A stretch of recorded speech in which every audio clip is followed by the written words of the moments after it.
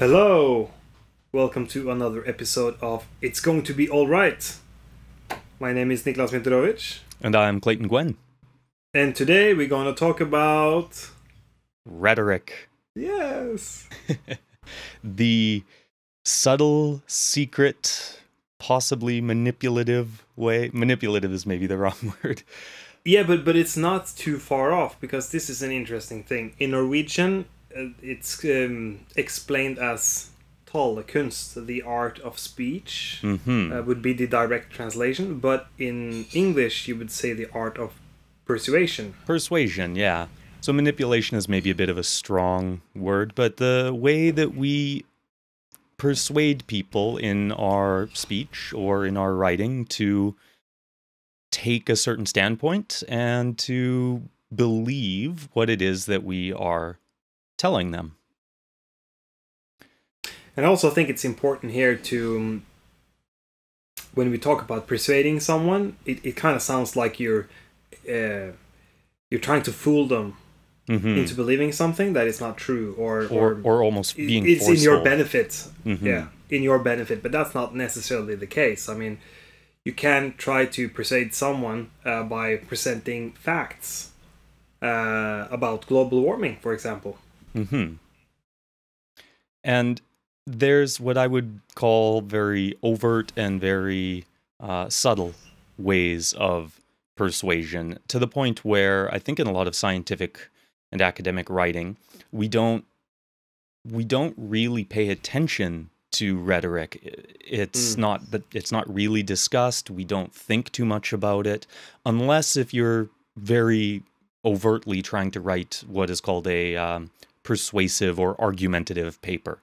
But there's a lot of fields of science that don't really bother with that. The intention isn't to be argumentative or to take a strong, clear standpoint. And so it's more often than not these sort of subtle forms of persuasion that we can very easily overlook. And they're in all forms of scientific writing, I would argue. Oh, yes.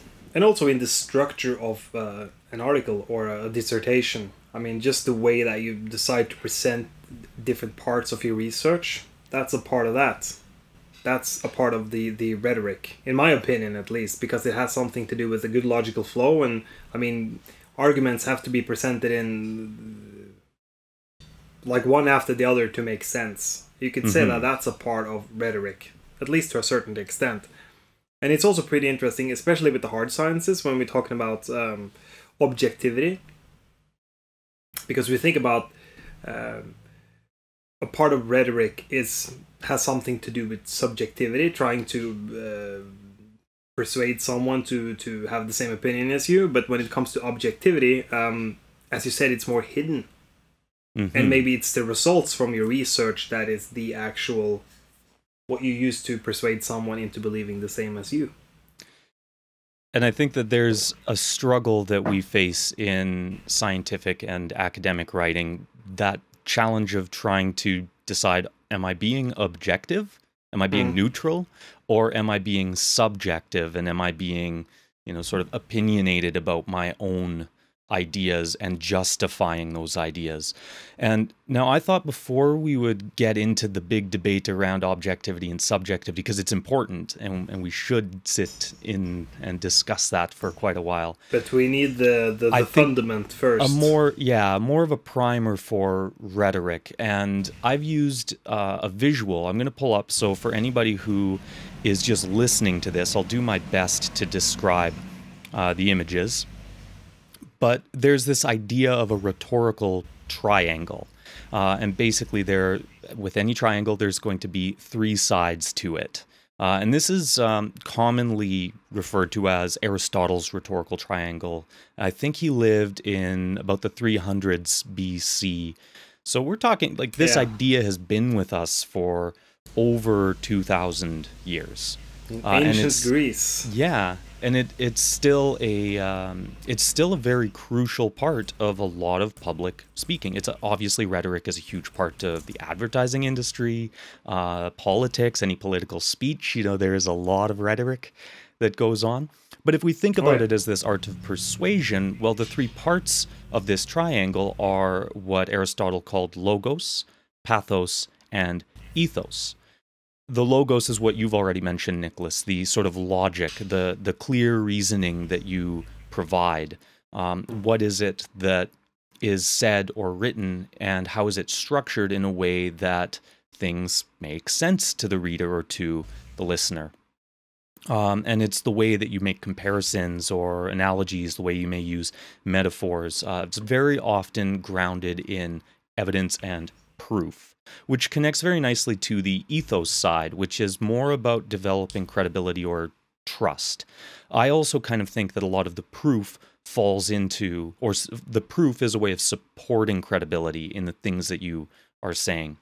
But it's also... These two are definitely connected, strongly connected, and it might vary a little bit depending on the project, but I mean, we talked about sources, previous podcasts.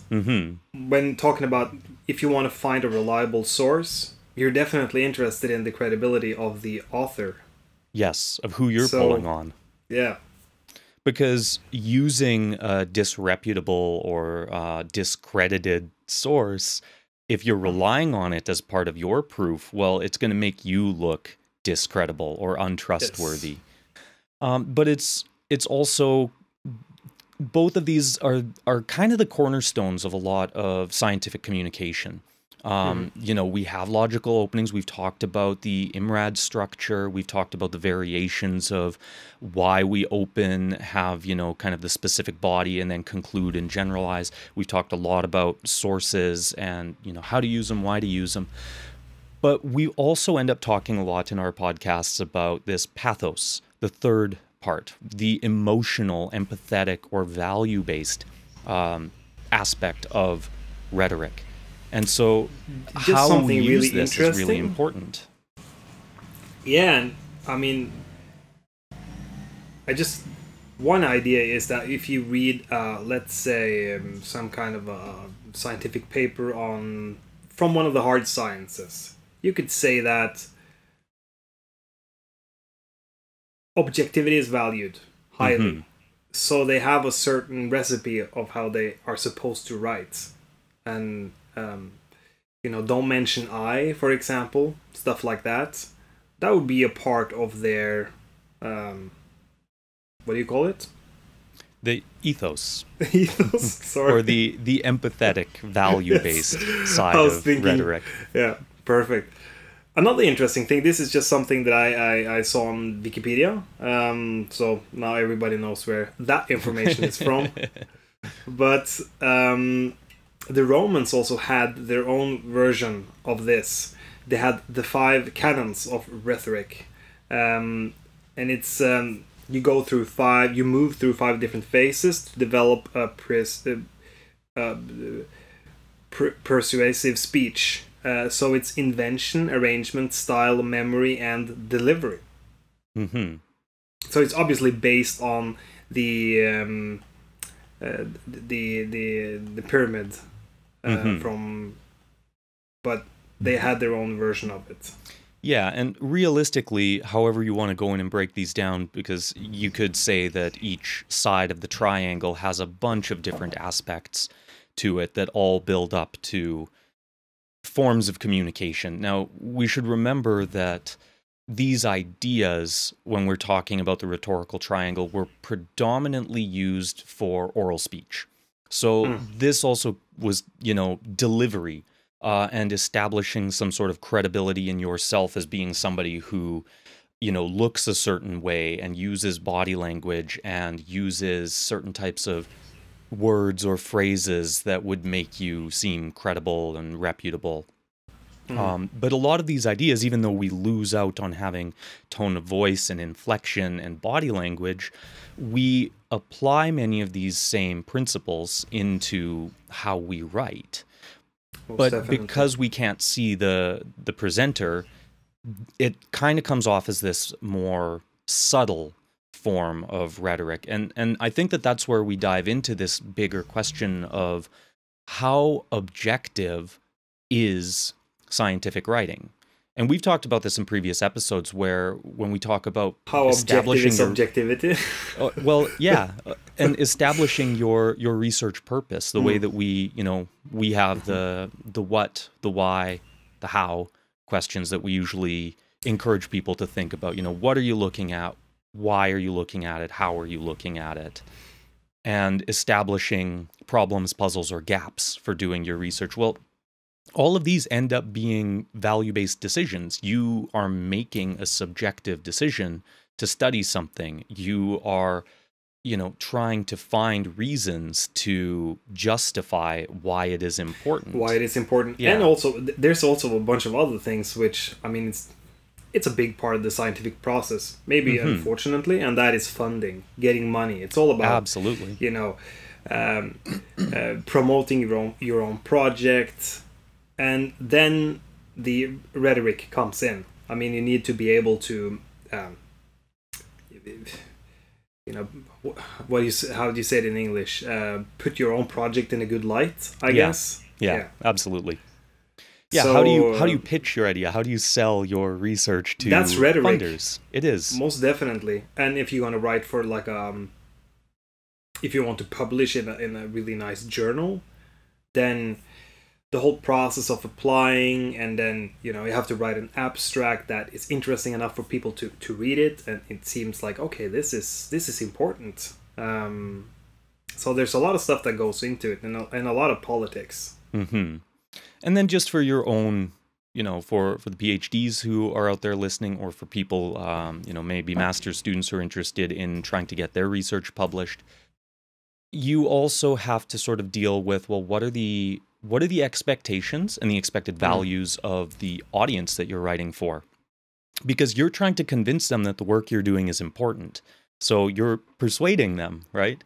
You're trying to persuade them that the methods you used are adequate and reliable or trustworthy, that the topic that you chose, the way that you collected your data, the way that you've analyzed things, the way that you link your findings to the broader field to make a meaningful contribution. And that your findings are interesting and can be used for anything valuable.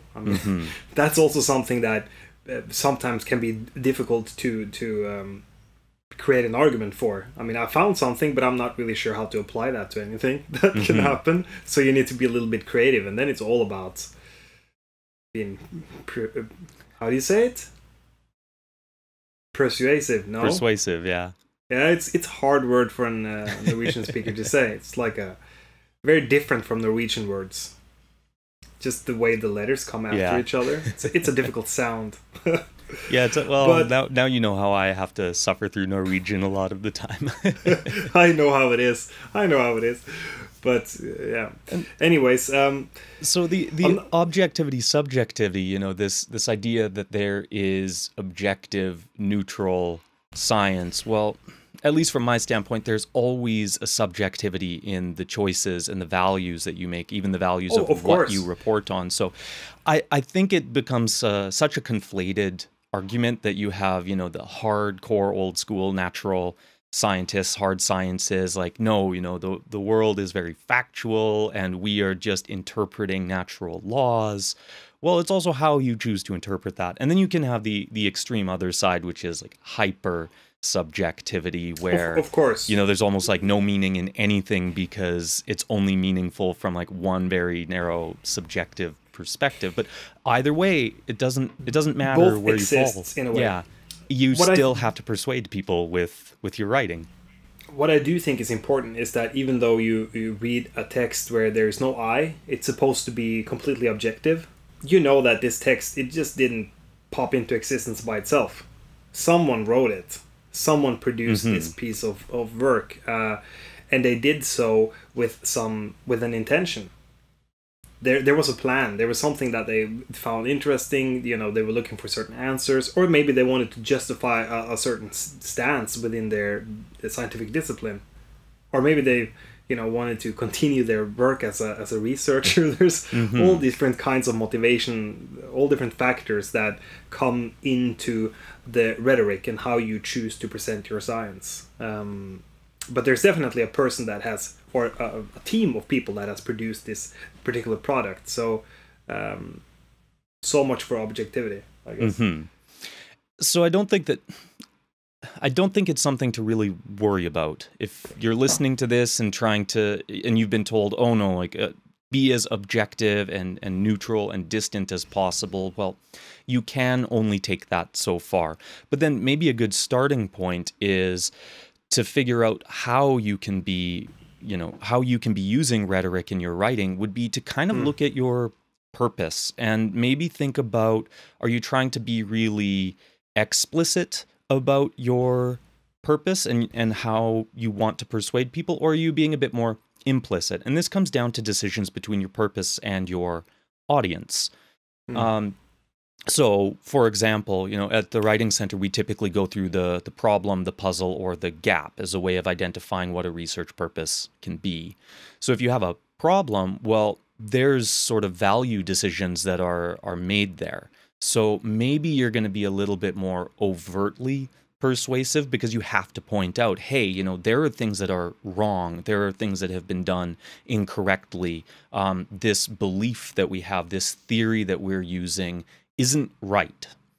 So you have to persuade almost, in a more argumentative fashion and demonstrate then with, a logical discussion of why it's wrong and what can come in to supplant it or replace it, and then also have credible evidence that supports kind of the weight of evidence, which is really great for natural scientists. Use that weight of evidence to disclaim or discredit something, but it is or to defend a certain position. Yes, exactly. Another thing is, and this is also an interesting example, I think. Let's think about sustainable development. I mean, it's not only about coming up with a new fancy technology that will solve our energy needs. There's a lot more to it, and one of them could be we need a new kind of ethical platform on how we treat each other, what we apply value. So that could be maybe not material goods. Maybe it should be more about interpersonal connections, or being happy with having a small house instead of a big house, or one car instead of two cars, or maybe no car. I mean, this is all about ethical values in our lives and about morality. So, and then you have to persuade. If you're going to argument for something like that, you're not really measuring the effects of some kind of new energy source that could be effective in the future. We're talking about how to organize our lives to live a more sustainable life. And there's probably many ways to do that, but then you have to come up with good arguments for why this is a good choice, in comparison to something else. Yeah, absolutely. So also thinking then about not just your purpose, because like a problem, there's a problem with sustainable development, or there's a problem with emissions from energy production. Like obviously that is going to have a more overtly persuasive stance to it. Whereas if you come to something that you could maybe categorize more as a puzzle or a gap in our knowledge, well, you start becoming a bit more implicit. You start thinking a little bit more of like, okay, well, what does my audience know? And sometimes this stuff isn't really even that debatable. If you're in like bioengineering and you're just trying to understand mechanisms, your form of persuasion is more or less persuading people using rhetoric to demonstrate that, hey, this method is a better way of doing this, or using this method gives this sort of result, which we believe gives us the answer to this question. So you're kind of using a more subtle form of persuasion. And you might also use a second language. I mean, a lot of this might be rooted in mathematics. So you could also say that, I mean, of course, language and math as another language can also be used to persuade someone to, okay, you done it right. This seems reasonable, Yeah. So it doesn't have to be this kind of sneaky, argumentative kind of way of trying to persuade people about your ideas, but it could just be using the mechanisms of any language to inform someone about something that you've done, and that would probably change their opinion. And I think if you come from the social sciences or the natural sciences, there might be a bit more emphasis on where the persuasion is, and not just how overt or implicit the persuasion is. Obviously, the social sciences, we are very much about arguing. We argue with each other. We argue with the natural scientists. We argue with the public, because a lot of what we do is based in theories of value a lot of the time, perspectives or discourses. And how to lots of talk about paradigms. Reality. Yeah, exactly. Yeah. So you kind of come to, differences in ontologies and epistemologies, whereas more likely in the natural sciences, those ontologies are more aligned. So you're not needing to necessarily persuade to such a strong degree.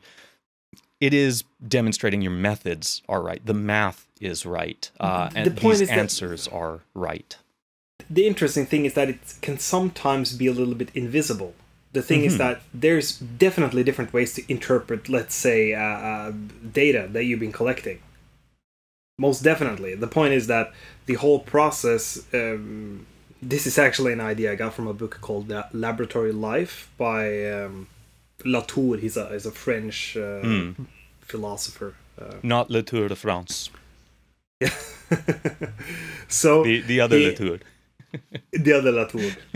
Bruno Latour. He also wrote We Have Never Been Modern. Also an interesting book. Anyways, this book, Laboratory Life, I'm not going to go into everything he writes about because it's very complex and it's a long book. But it's about the whole... The idea that natural sciences have a tendency to be able to... You forget that a lot of these things are done in such a specific environment for it to even happen. Like... measuring some kind of quantum mechanic kind of thing. I mean, it's an artificial way to produce that result. It's artificially produced. It won't happen. It won't occur in the natural world. That doesn't mean that the information can be useful, because it so definitely can. But it's the subject is kind of just erased from the narrative. That someone produced this situation, and then you will get results that is obviously also influenced by human interaction. And so I think these worlds that you live in, whether you work in a laboratory, whether you work in applied sciences, whether you work in social sciences, the point is, recognize that there is rhetoric in everything that you are reading, and try to figure out what is the stance, how explicit or implicit are they. And that, I think, is more of like the subtlety that we don't really think that much about it when we read something, that when we read things that, hey, yeah, this makes a lot of sense, like I really agree with this. Well, why is that? Do you agree? Is it just because you agree with the facts? Because in all honesty, reading bullet points of facts is typically, a bit boring. No one is ever boring, yeah. Yeah, let's just open up the spreadsheet and let's just look over the data. No, it's... But if it's really convincing... it's the story behind it.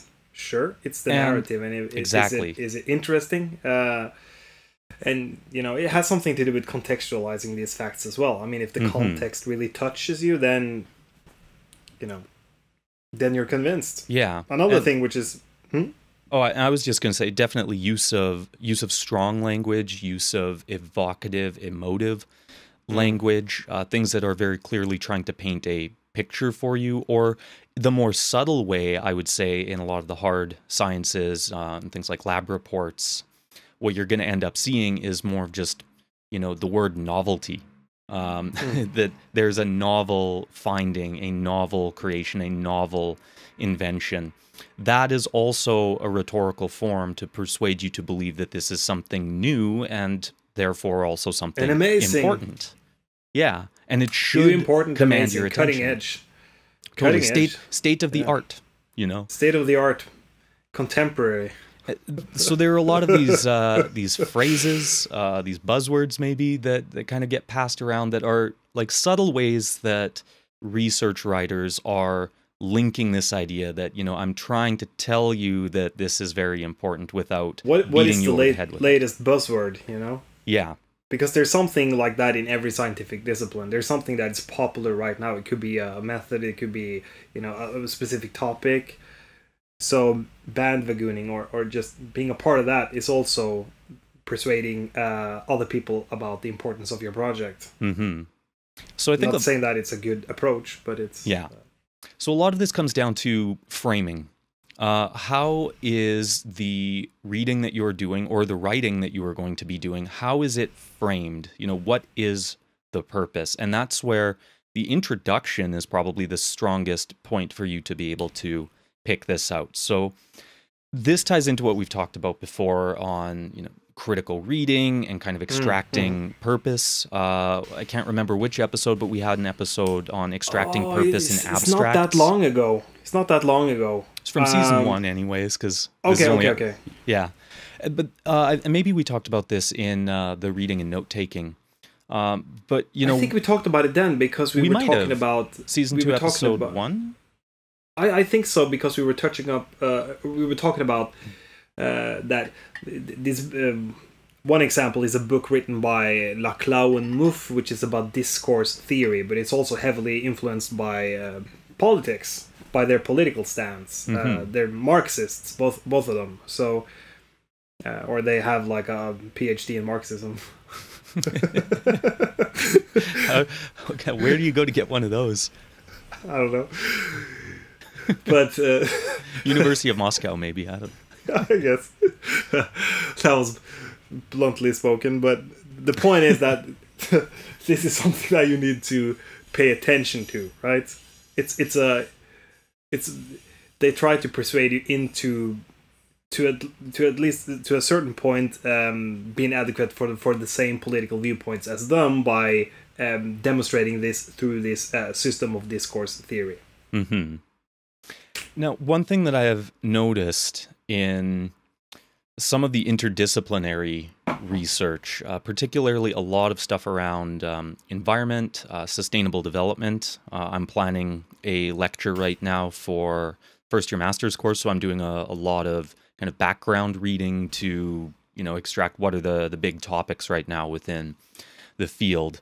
And the sort of discourse approach and writing articles as very clearly as a narrative. I've got a couple articles on my desk right now that it's very apparent from the first paragraph. This isn't designed like your standard general introduction to a research science article.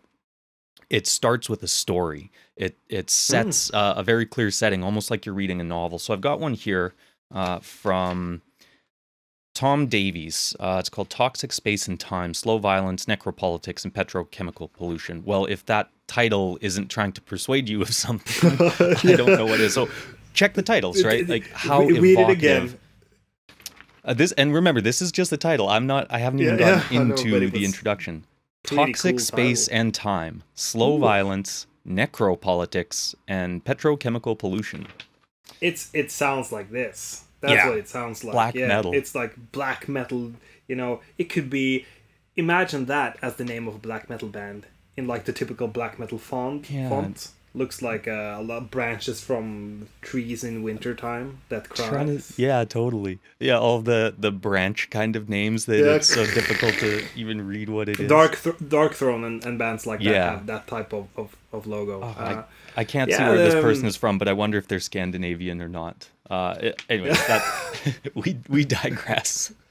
But another interesting thing, because there's a lot of students at NMU that they write their master's thesis for a company, right? Yeah.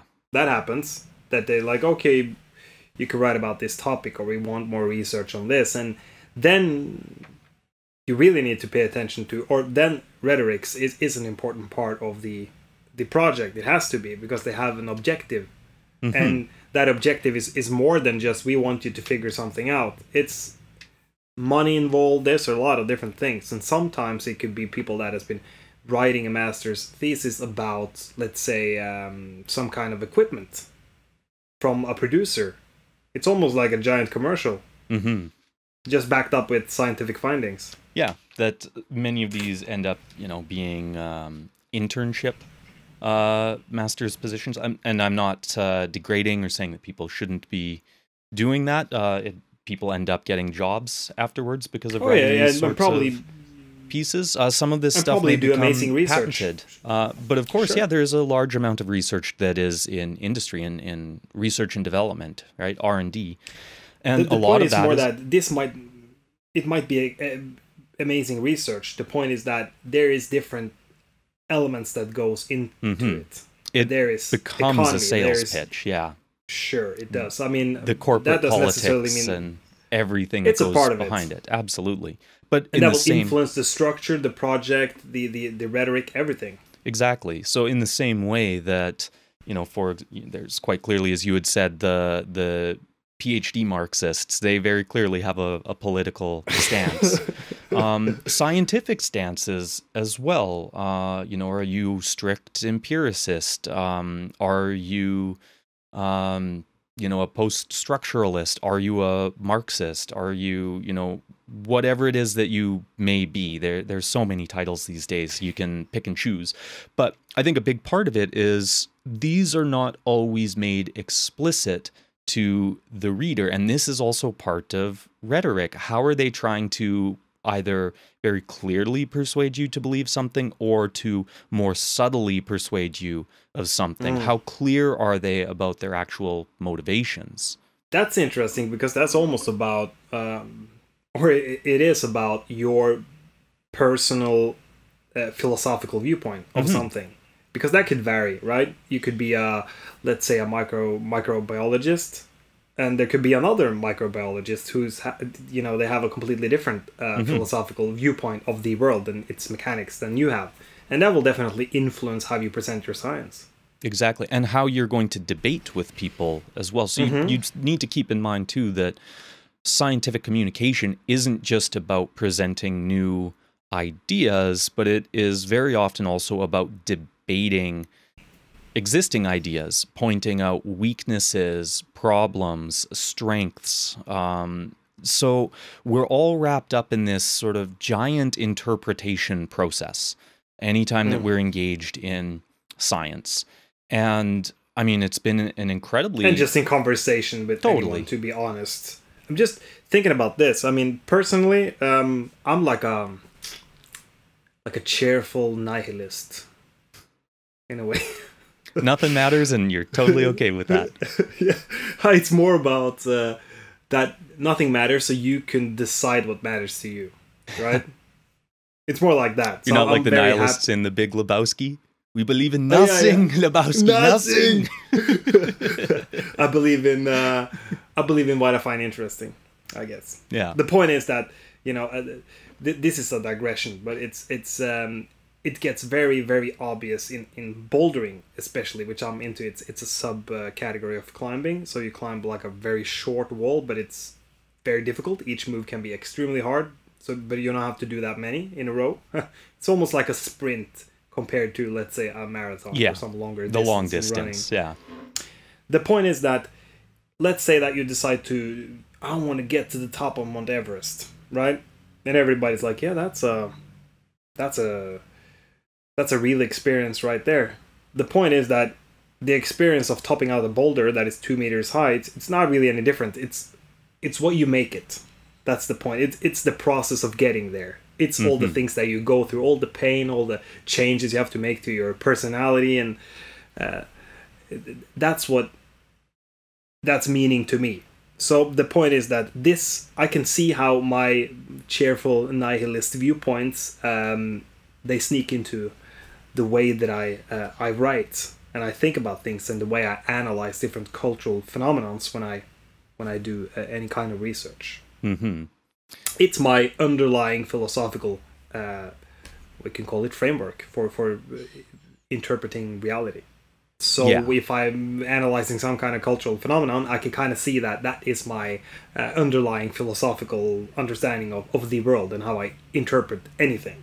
The point is that will be a part of how I decide to persuade someone into believing what I'm proposing is a good idea or not. Mm-hmm. And that philosophical worldview, there's I think a lot of people in science who wouldn't look at it as a philosophy, and I'm kind of the mindset too that, you say philosophy and it seems like it's so heady and it, you're just going to sit around in a certain kind of tweed jacket and a big comfortable chair with a pipe and, stacks of books that are totally incomprehensible. But so I kind of refer to them more it's as like early 1900s German philosopher. Yeah, exactly. What about the very much like the old school variant where you have like what do you call it when you, in Norwegian we call it skjortel? It's like the one that Jesus, like just like a... like the big robe. Almost like a dress, yeah. right? But it's not a dress. Oh, yeah. What is a toga? Yeah, I guess a toga. The old school philosophers, they probably were like a toga, I guess. Yeah, and I mean... Or maybe not. I don't know. I think that this is also something that it's conflated to something much bigger than it is, probably because a lot of philosophers want a sense of self-importance. But these are just worldviews, right? The way that you view the world. And science is full of them. The way that a microbiologist will look at things is very different than the way a biologist will look at things. Even if they're speaking the same technical languages, it's, your... same thing as like a physicist, a quantum physicist, an astrophysicist. Like, sure, you're using the same math, but you're looking at things in totally different. Yeah, totally different scales, different sizes. Or you see it in history. Yep. And people in schools sociology. of thought. Yeah. Sure. Or me, which is I'm from cultural history, so we have different viewpoints on history than a classical historian has. Because it's more like seeing how the past influence how we act now, more than just understanding the past. So that's different approaches. And what's important here is probably just to acknowledge it, just recognize like, okay, what is my stance, if that's what you want to call it? What is my worldview? Why is it that I believe this? And that's fine. That's a decent starting point. But it means that as a reader, as we're also consuming this stuff as researchers, we need to be aware of not everybody is going to tell us outright what their standpoint is, and we're left to try to decipher it. So how do we see this sort of hidden rhetoric? Yeah. Because maybe it's this funding. Is more like maybe it's their belief. Maybe they had to omit a bunch of stuff because journal formatting and journal style just doesn't want the first person pronoun.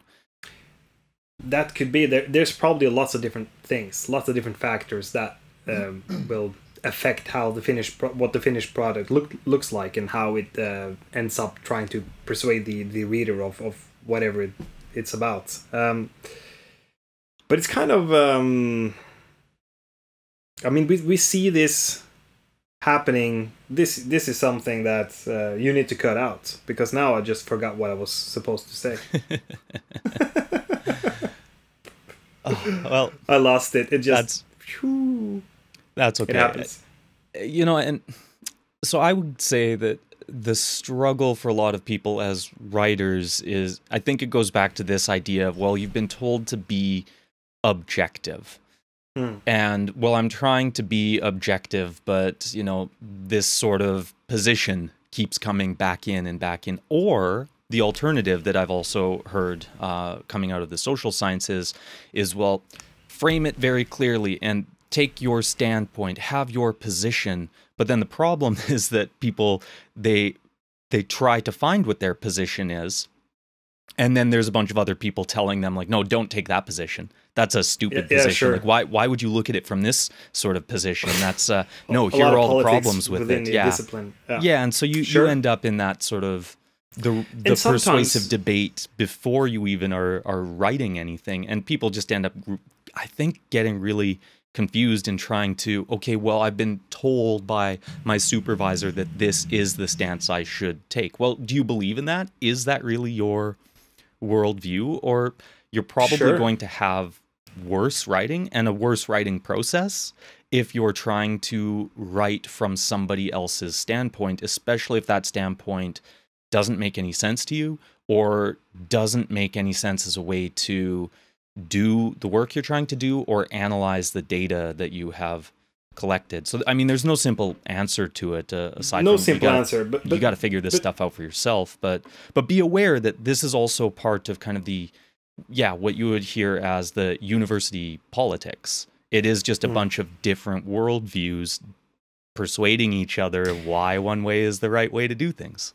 And there's definitely certain positions that are more popular than other positions. I mean, when I was working with pedagogy, I remember there was from time to time there would be a student that decided just to write about something that would basically just be a big middle finger to the pedagogical field. Like that was their project, and sometimes it worked out because they put their finger on something very important and they had strong arguments for it, and sometimes it was just like completely out of touch. They hadn't really read up on anything, right? Exactly. It was just like, so what was it lacking? Had this it was lacking credibility. You know, it was lacking credibility. It was nothing but empathy. You know, well, here's my value. Opinions. Yes. Yeah. But those values are not backed up by a lot of facts.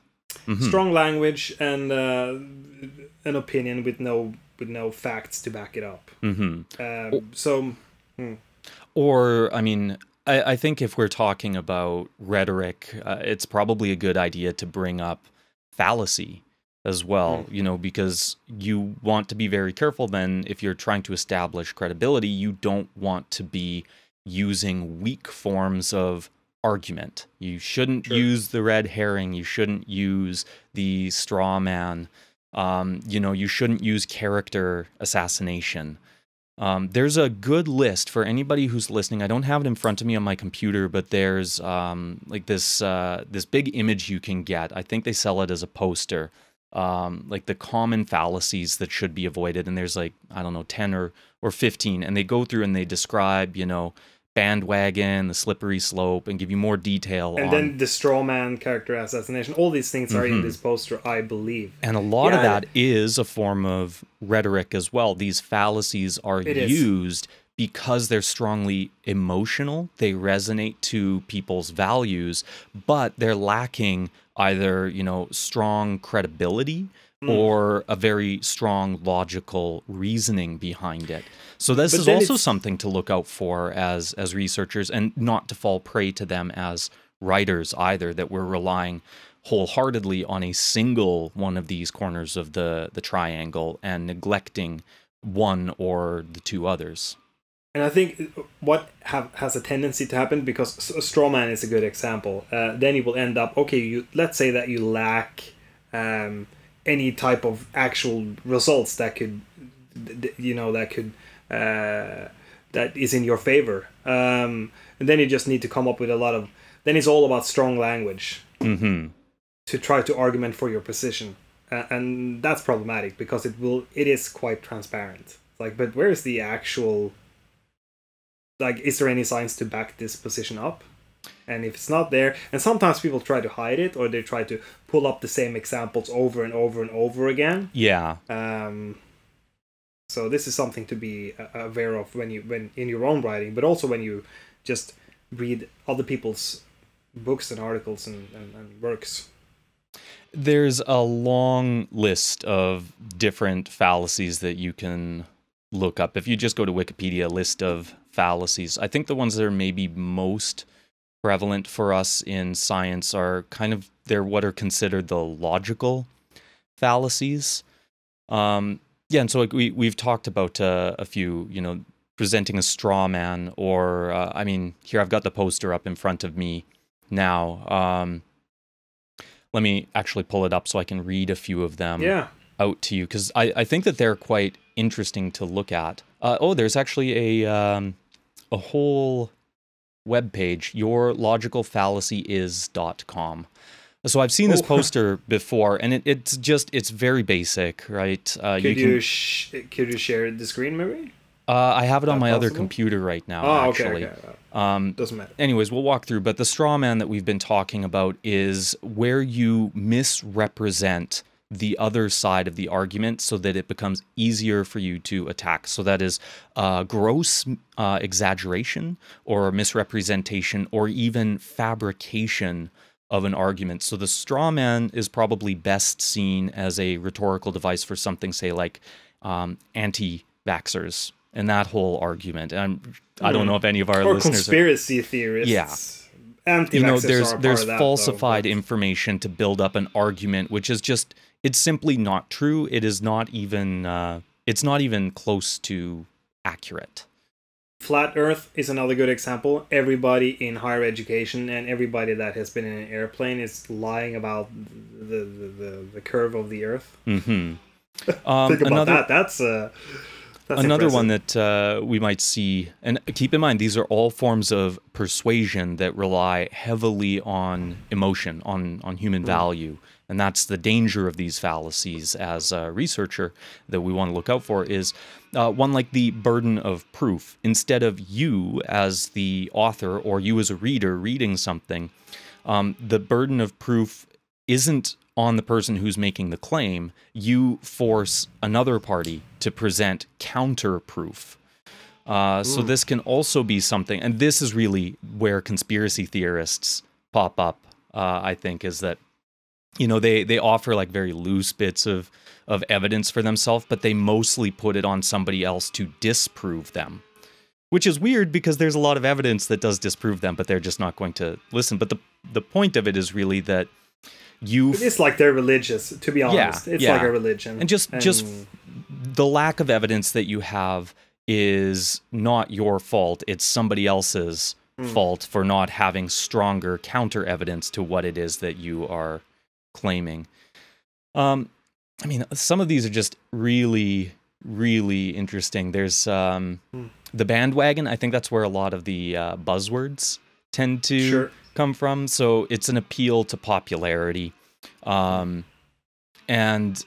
usually there's not really a lot of bearing on the evidence and the validity that you present. It is just simply, well, it's a popular opinion right now, and I can use that as a persuasive method to get people to come in and read. To gain popularity. Yeah, so the research that... And momentum and stuff like that. A case in point, the research that I'm doing right now for my PhD, there is a lot of this bandwagon going on, and it is appearing in peer-reviewed literature. So there was a literature review. Don't quote me on this because I don't have my article and my research right in front of me. I believe it was about 187 articles looking at articles that used the concept adaptive management, of which many of them, the majority, I can't remember the precise amount, but it was more than 51%, used this concept without any actual connection to the point of the article, without any definition, or in many of those examples too, it was just like a word introduced in the introduction and the conclusion, because when they're written, and still this is a concept that is incredibly popular in scientific writing, but using that concept really has no bearing on what the article is about. It's just, oh, here's a popular concept, and if I use it, you know, it's going to get people to end up reading, and, you know, it's, for me, and that's what my research is also about, is like, well, there's big problems with doing this sort of thing, you know, the overuse of buzzwords with no real meaning. I have another really good example. I was a part of a research project a couple of years ago. I'm not going to say which project, but that was oriented around a couple of buzzwords. One of them was technology and education. Okay? So use of ICT. Mm-hmm. And then it was getting pupils into physical activity, because that's a big problem. And then sustainable development. So all these combined. So it was all about using technology to be more sustainable and get people moving. Yeah. So it was kind of to me it felt like, okay, let's just take a lot of these buzzwords, a lot of these things that are popular, and we know that we can get a lot of funding by conducting some research on, and let's try to combine them to create the perfect project. Mm-hmm. And I remember we were like, what do you call it when you try to get funding? You write a proposal. Yeah. Yes. And I saw the proposal that was sent to the EU, European Union, and I mean, these buzzwords was repeated a million times in any combination you could think about, just to get as much money as possible. So that's real. That's a real project. Got a lot of money. And you're left to figure out how you're supposed to do all of these things that you promised them. Yeah, because you were trying to persuade people, and so sure, definitely, you know, when it comes to funding proposals, I hear this all the time. Like, use the words, use the buzzwords that they have. Same thing when you're applying for jobs. You know, it doesn't matter. And this is what is so goofy about it to me, is that you know, there are these really popular concepts and terms, and what's important is just that you use them. You don't have to be doing your research on it. You don't have to have any knowledge about them. Just link to it because it's popular. You know, you don't have to come up with anything interesting. Another thing is like sustainable development. Very, very important. Good buzzword in that sense. It's something that we should focus on. But the problem is that you can use it and you can get a lot of almost like social brownie points for using the word within the scientific community, but you don't necessarily have to come up with something that is interesting or applicable or will make the world a better place. Because that's the ultimate goal, right? To try to map this. You know, we have a lot of problems with our climate and the way we act, and we need to come up with some solutions. Maybe the fusion reactor. That could be a cold fusion. Something like that, right? Solve our energy needs, but it wouldn't solve our extreme capitalist behavior. Yeah. So it's something that's important that you can kind of map out. You can see these things, and it's not that rhetoric is bad. Right? We're not saying that. There are problems. It's a part of everything. There can be problems with it if the rhetoric is predominantly using forms of logical fallacies, but it is part of everything. It's part of how we explain and interpret the world and understand our work and the work of others within our disciplines. So the biggest... There's good ways of using it and bad ways. And let's connect it to paragraph structure. Seek structure. You start out with the topic, and then you explain, you provide some examples, and then you conclude with something, and then you have a transition to the next paragraph. That is rhetoric. Just deciding to build a paragraph using that formula, okay, it's probably the most effective way to have a nice logical flow when presenting some kind of and developing and explaining an idea, but it's also rhetoric.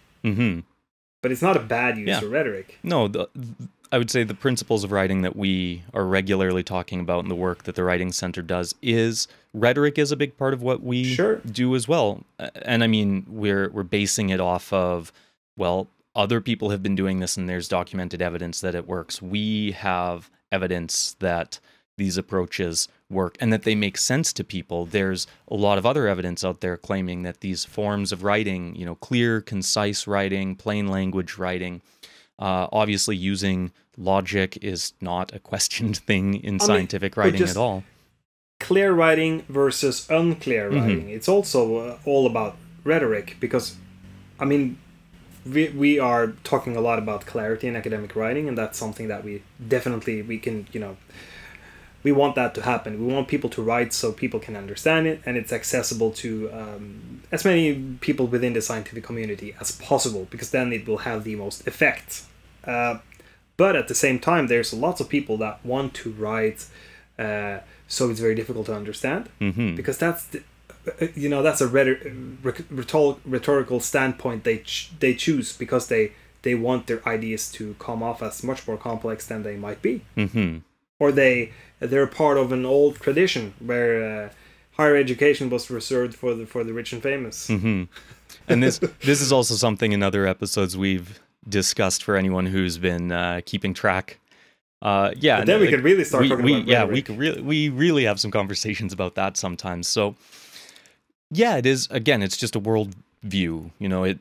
Things should be done in this way because, and these are the reasons for it. And I mean, well, okay, what is then? Sure, that's your value statement. That's the ethos. That's the empathy that you're trying to appeal to. So what is the logic of using that? And what is the evidence demonstrating the benefits of using that? And if you have that kind of conversation with some of these people, their argument falls apart fairly quickly. Because, I mean, I would at least say that very often you're coming together as educators or as researchers from the same standpoint that, you know, the democratization of knowledge has been a good thing. And then you kind of can catch them on this bit that, well, okay, you think education is so good, but then you don't try to allow people to be educated on what it is you're actually working with, because you don't make any effort to be clear and understandable. Like a gatekeeper, to their own project. The burden is on the student then to elevate themselves, as opposed to the burden being on the instructor to help elevate them. And again, once again, there can be so many factors that contribute to this particular standpoint. I mean, it might be they want to defend their job. They could be a lot of different things. Teaching methods as well. You know, there's some kind of persuasion behind that. The Socratic, the Socratic approach is still a very popular teaching method. You know, when someone asks you a question, you just ask a question back, and it's to stimulate their ability to think. However, you know, my argument there would also be that, okay, well, it's good in certain contexts. Like, there is a form of subjectivity there. You can't objectively say that using this form of persuading somebody to think critically will work all the time, every time. Variation is probably the best thing, and people are different anyways, so you need to vary your approach. Another thing is contextualization. So the point I'm trying to make is that let's say that I want to try to explain you, let's say, some kind of theoretical concept from cultural history or pedagogy, or it doesn't matter, and you are super interested in cars and particularly working on engines. Maybe I should try to explain this concept or this theoretical framework using different components in the engine as an example. But there's also some I mean, I'm trying to convince you about that this theory or this way of thinking is useful and good to analyze one aspect of our reality. Exactly. And I'm just trying to use the car example as a vessel for you to understand it. Because it could be a highly effective way of communicating and persuading somebody to understand something. And that's also... Exactly. I think that's maybe the takeaway here is, are you trying to persuade somebody to, you know, understand something? Are you trying to persuade people to completely change their belief? So also think this all comes back to what is your purpose, or what is the purpose of the author that you are reading?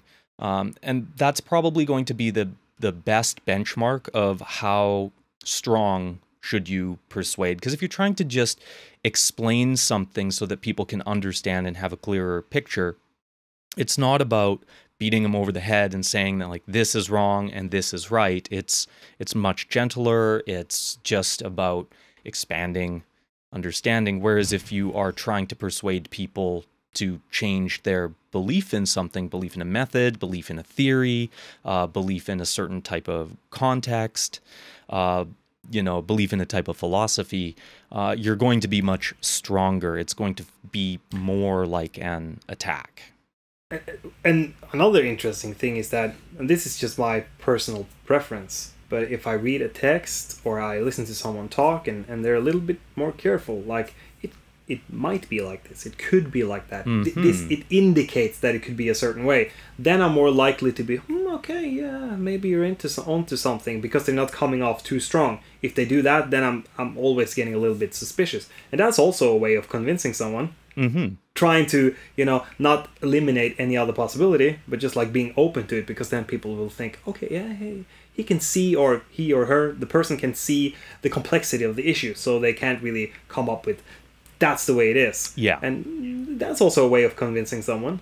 So I was having this discussion with another PhD friend of mine from the University of Oslo on how some studies have shown that usually the strongest titles or the academic papers, or even like science news that have these really kind of like smoking gun findings, if you will, tend to not be true.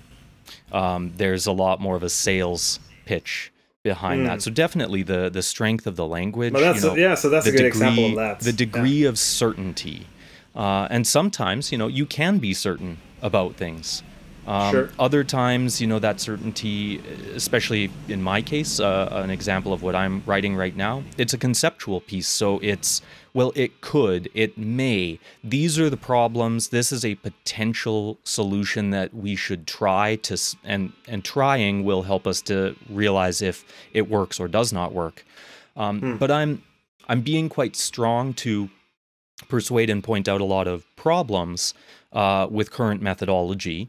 I'm presenting an alternative, but because that alternative hasn't been tested, it's just being based on other problems and new developments that haven't quite been linked together yet. I have to use this uncertainty language. It may, it could, because it's this should. It doesn't mean it will. I'm not saying that it must. You're proposing a solution that might work, yes. It might not work, and you have some good arguments for why it should work, but you can't know, right? Yes. And that will, in my opinion, make you more believable. And I can use strong and soft rhetoric that way, that there's strong rhetoric in the sense that here are the problems, and these are well documented, and it's a serious ongoing issue, that a methodology has more or less become an empty buzzword. Okay, so that's the strong rhetoric, and then it comes down to, okay, well, what could be a possible solution? Well, we could try this. We should think about this. It may help this. And so these two forms of rhetoric kind of end up working in tandem with each other. And for the work that I'm doing, it ends up being a combination of case study and theory. It's a very synthetic type of work that is going on. I mean, what's the lesson here? I'm not trying to generalize your approach, but I think that addressing problems within the field using strong rhetoric is a really good approach, and then being more soft when it comes to what you propose, depending on the project, of course, but being a little bit more reserved when it comes to strong language. This indicates that, or I think that will make you much more believable, and it's a really good rhetorical standpoint, I think, within science. Yeah, and strength of finding in your own confidence. Look at a lot of natural science papers, and how do they end? Okay, even if things were conclusive, even if these are the facts generated from our data, more research is needed. There is always this acknowledgement that we're certain that what we did produced these results, and that it's repeatable, and that anybody who wants to repeat it will verify our findings. So we believe that to be true, but we also recognize that we probably don't know everything there is to know about this. So that is also. And how many times does that happen? Well, I mean, let's say that you do some kind of. It depends on the discipline, but within the social sciences, let's say that I decide to do some research on pilgrims. Like, is anybody going to do the exact same project just to look over my results? Probably not. Probably not. Probably not. They probably won't get funding to do it either. Because it's already been done. And that's a whole other conversation. I think we've said that we should talk about that before too. Negative results and replicating findings and studies and things like that. So I mean, there's also a lot of persuasion within the scientific and academic and research fields to always do something new. You're never something fresh. You're never persuaded to replicate something. You're never persuaded to do something old to see if those facts were actually. And you can take any example you want. It doesn't have to be science. I mean, I know that you're a beer guy, and I'm also a beer guy. So I don't know if you pay attention to all these different, really cool breweries. But they come up with new types of beer every week, and they never make the same. So they never manage. They never refine the recipe, like some of the old beer types from Germany or Belgium. It's been the same. The recipe has been refined over hundreds and hundreds of years. These are just like 6 new beers every week. Yeah, because they have to make something fresh to keep the Instagram likes at a certain level. Fresh and new. And again, there is sort of a persuasion in that, you know. Sure. So marketing, the news, commercials, all that stuff is also rhetoric. A lot of it as well isn't even about telling you any truth about a product. It is an appeal to your emotions predominantly. So I guess if I were to summarize all of this, it would be aware that rhetoric is everywhere. And when it is done well, you hardly notice it at all. But if you can notice it and you can figure out how to harness it and use it, then it's going to be all right. It is. What a beautiful ending. Well, thank that you. one was very smooth. Off the top of my head. It was rhetorically perfect, or high standard within rhetorics. I have a lot of practice with this stuff. You're a poet. And I didn't even try. Effortlessly. But that's the best, you know, when the spontaneous speech that just like everybody's touched in their heart because everything is there. It's based on the rhetorical triangle. Yes, that it is.